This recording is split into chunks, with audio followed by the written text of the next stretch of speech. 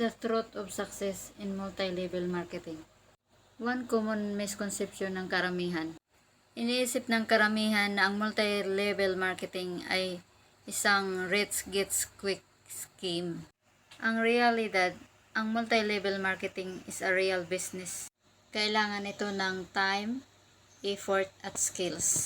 Pangalawang katotohanan ng multi-level marketing is a duplication is a key. Recruitment is not enough.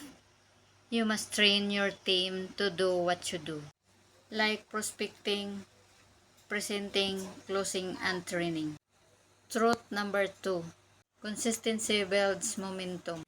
Small actions daily equals big result. Example, 2 prospect per day consistently. Consistency beats motivation. Pangatlong katotohanan, leadership creates longevity. Develop leaders, not just followers.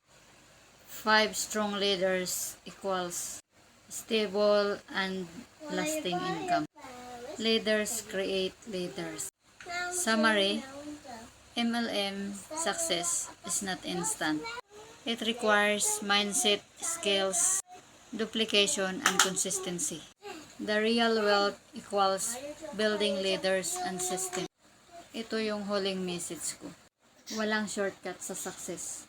Pero sa MLM, may system na proven and tested. Kung kaya ng iba, kaya mo rin.